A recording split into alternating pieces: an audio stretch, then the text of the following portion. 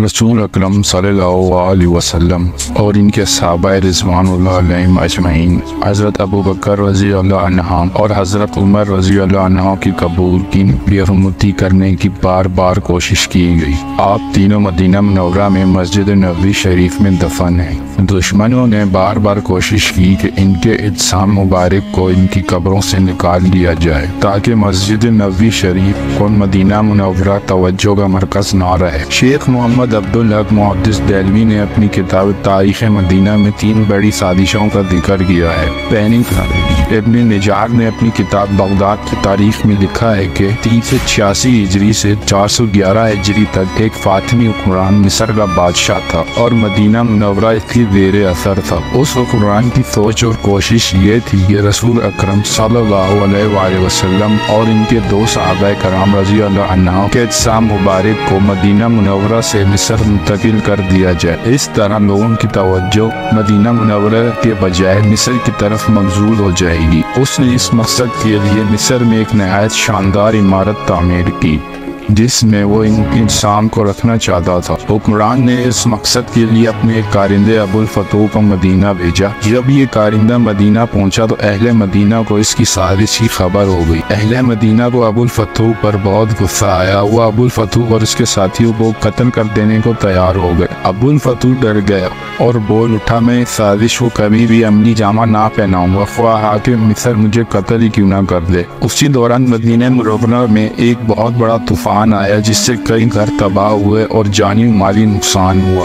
अबुल फतूह को मदीने से भागने का एक अच्छा बहाना मिल गया। इस तरह से अल्लाह ताला ने रसूल अकरम सल्लल्लाहु अलैहि वसल्लम और आपके सहाबा को इन मुजरिमों से निजात दी। उस हुक्मरान ने एक और कोशिश भी की लेकिन वो दोबारा नाकाम हुआ। दूसरी साजिश सऊदिया के कौल के मुताबिक ईसाइयों ने ये साजिश 557 हिजरी में मरतब की। उस वक्त शाम के बादशाह का नाम सुल्तान नूरुद्दीन जंगी था और उसके मशहूर का नाम जमीलुद्दीन अस्फानी था। एक रात नूरुद्दीन जंगी ने रसूल अकरम सल्लल्लाहु अलैहि वसल्लम को ख्वाब में 3 बार देखा। हर बार रसूल सल्लल्लाहु अलैहि वसल्लम ने 2 आदमियों की तरफ इशारा करते हुए सुल्तान से कहा, मुझे इन दोनों की शरारत से बचाओ। उस रात नमाज़ तहज्जुद के बाद सुल्तान नूरुद्दीन जंगी ने ख्वाब में देखा कि रसूल करीम सल्लल्लाहु अलैहि वसल्लम 2 सुर्खी माइल रंगत के आदमियों की तरफ इशारा करके सुल्तान से कह रहे हैं कि मुझे इनकी शर से बचाओ। सुल्तान हड़बड़ा कर उठा, वजू किया, फिर नफल अदा किया और फिर उसकी आंख लग गई। दोबारा वही ख्वाब देखा,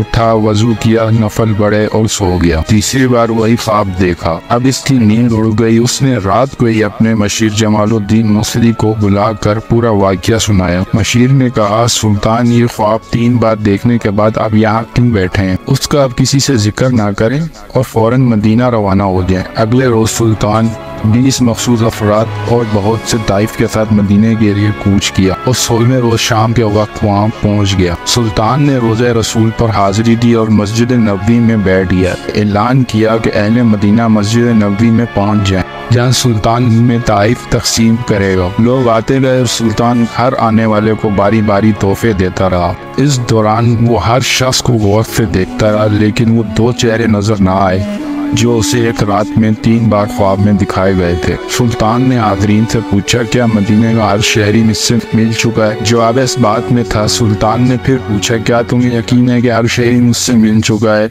इस बार हाज़रीन ने कहा, सिवाय 2 आदमियों के राज तकरीबन फाश हो चुका था। सुल्तान ने पूछा, वो कौन है और अपना तोहफा लेने क्यों नहीं आए? बताया गया कि ये मराकश के सौम सलावात के पाबंद 2 मुत्तकी बाशिंदे हैं। दिन रात रसूल करीम पर दुरूद सलाम भेजते हैं और हर हफ्ते मस्जिद कुबा जाते हैं। फयाज और मेहमान नवाजी किसी का दिया नहीं लेते। सुल्तान ने कहा, सुबहान अल्लाह, और हुक्म दिया कि इन दोनों को भी अपने ताइफ वसूल करने के लिए फ़ौरन बुलाया जाए। जब इन्हें ये खसूसी पैगाम मिला तो उन्होंने कहा, अल्हम्दुलिल्लाह, हमारे पास अल्लाह का दिया सब कुछ है और हमें किसी तोहफे ताइफ या खैर खैरात की हाजित नहीं। जब ये जवाब सुल्तान तक पहुँचाया गया तो उसने हुक्म दिया कि इन दोनों को फ़ौरन पेश किया जाए। हुक्म की फौरी तामील हुई। एक झलक इनकी शनाख्त के लिए काफ़ी थी। ताम सुल्तान ने अपना गुस्सा काबू में रखा और पूछा, तुम कौन हो, यहाँ क्यों आए हो? उन्होंने कहा, हम मराकश के रहने वाले हैं, हज के लिए आए थे और अब रोज़े रसूल के साए में जिंदगी गुजारना चाहते हैं। सुल्तान ने सख्ती से जब पूछा, क्या तुम झूठ बोलने की कसम खा रखी है? اب وہ چپ رہے۔ سلطان نے حاضرین سے پوچھا جو وہاں پہ کھڑے ہوئے تھے، یہ کہاں رہ رہے ہیں؟ پوچھنے پر بتایا گیا کہ روضہ نبوی کے بالکل نزدیک ایک مکان میں جو مسجد نبوی کے جنوب مغرب میں دیوار کے ساتھ تھا۔ سلطان فوراً اٹھا اور انہیں ساتھ لے کر اس مکان میں داخل ہو گئے۔ سلطان مکان میں گھومتا پھرتا رہا۔ اچانک نئے اور قیمتی سامان سے بھرے ہوئے اس مکان میں اس کی نظر ایک چٹائی پر پڑی۔ نظر پڑنی تھی کہ دونوں مراکش باشندوں کی ہوائیاں اڑ گئی۔ سلطان نے چٹائی اٹھائی، اس کے نیچے ایک تازہ کھودی ہوئی سرنگ تھی۔ سلطان نے تھوڑا غصے میں آ کر جب پوچھا کہ اب بھی سچ نہ بولو گے؟ ان کے پاس سچ کے سوا کوئی چارہ نہ تھا۔ انہوں نے اعتراف کیا کہ وہ عیسائی ہیں اور ان کے حکمران نے انہیں بہت سا مال و زر اور ساز و سامان دے کر حاجیوں کے روپ میں مراکش سے اسے منصوبے پر حجاز بھیجا تھا کہ وہ کسی نہ کسی طرح رسول کریم صلی اللہ علیہ وسلم کا جسد اقدس روضہ مبارک سے نکال کر لے آئیں۔ اس ناپاک منصوبے کی تکمیل کے لیے انہوں نے حج کا بہانہ بھی کیا اور اس کے بعد روضہ رسول سے نزدیک ترین جو مکان کرائے پر مل سکتا تھا وہ لے کر اپنے مضمون کام شروع کر دیا۔ ہر رات وہ سرنگ کھودتے جس کا رخ روضہ مبارک کی طرف تھا اور ہر صبح کھودی ہوئی مٹی چمڑے کے تھیلے میں بھر کر جنت البقیع لے جاتے اور اسے قبروں پر بکھیر دیتے۔ انہوں نے بتایا کہ ان کی ناپاک مہم بالکل آخری مراحل میں تھی کہ ایک رات موسلا دھار بارش کے ساتھ ایسی گرج چمک ہوئی جیسے زلزلہ آ گیا ہو، اور اب وہ جبکہ ان کا کام پائے تکمیل کو پہنچنے والا تھا تو سلطان نہ جانے کیسے مدینہ پہنچ گئے۔ سلطان نور الدین زنگی نے حکم دیا کہ ان دونوں کو فوراً قتل کر دیا جائے۔ روضہ مبارک کے گرد ایک خندق کھودی جائے اور اسے پگھلے ہوئے شیشے سے پاٹ دیا جائے تاکہ آئندہ کوئی بدبخت ایسی مظلوم حرکت کے بارے میں سوچ بھی نہ سکے۔ تیسری